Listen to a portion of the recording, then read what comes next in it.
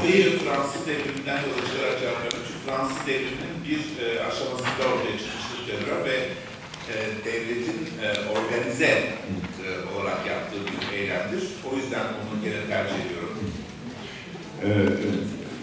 Bon, le problème est de savoir comment il se fait que les États construits après une révolution ont tous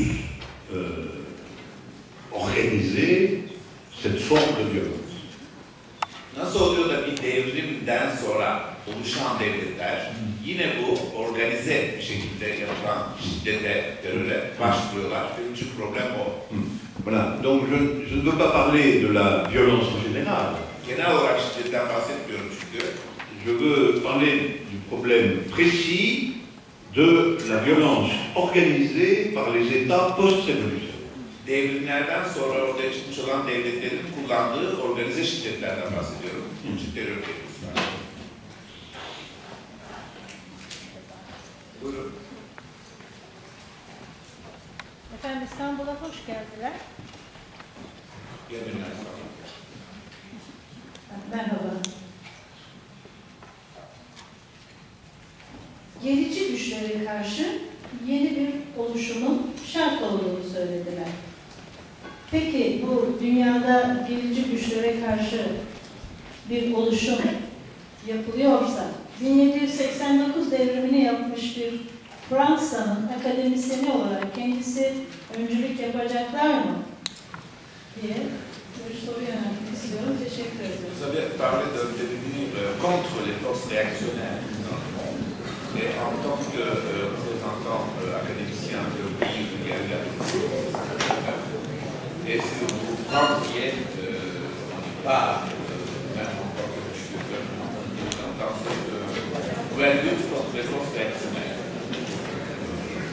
Oui, j'espère.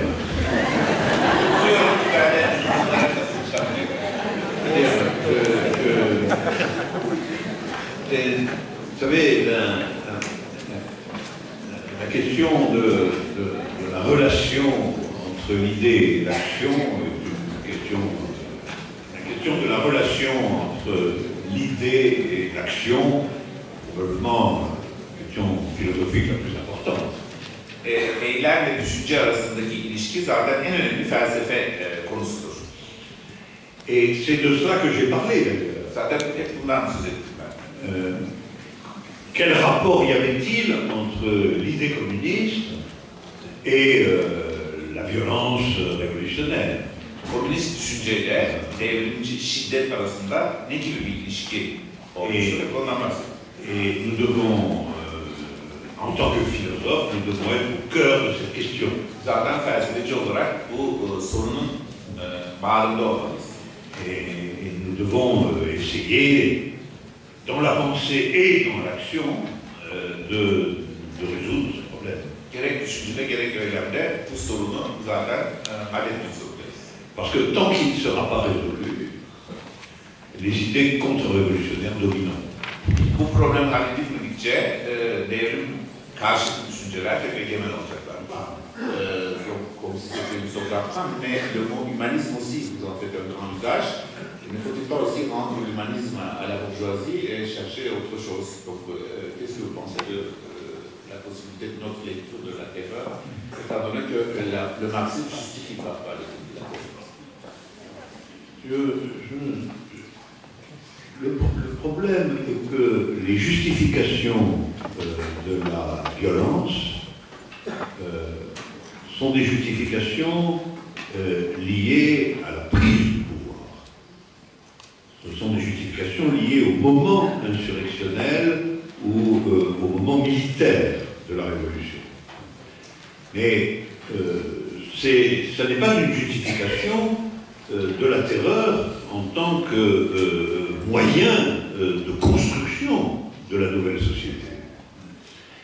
Donc c'est le problème que j'ai essayé de poser, le problème de la distinction entre l'usage de la violence comme événement de rupture et l'usage l'usage de la violence comme méthode de gouvernement, comme méthode d'exercice du pouvoir.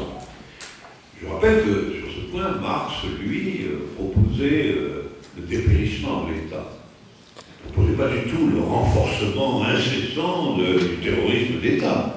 Son idée était au contraire que l'État devait disparaître, devait être remplacé par ce qu'il appelait de libre association. Donc l'idée d'une installation de l'État dans un régime de terreur n'est à mon sens nullement une idée marxiste à proprement parler. C'est un résultat historique tout à fait particulier.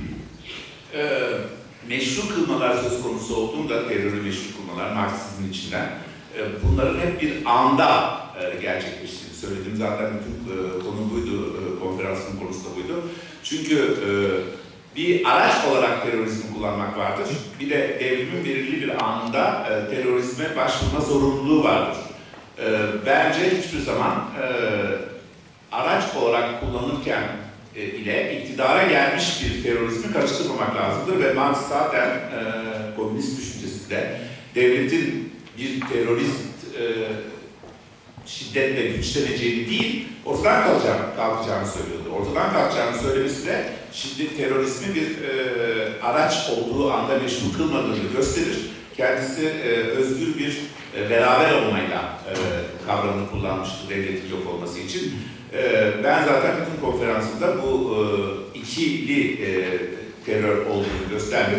Belirli bir acelelik içerisinde bir teröre başvuruluyor. Fakat hiçbir zaman terör amaç olamaz. Çünkü zaten devlet ve iktidarın sadece burjuvazi tarafından değil, en başından beri devlet ve iktidar kavramlarının içindedir. Onlardan çıkmıştır. Ve dolayısıyla bir an kullanılabilir ama devletin yok olması temel amaç olduğuna göre komünizme meşru kılınması da sürekli olmaması gerekir.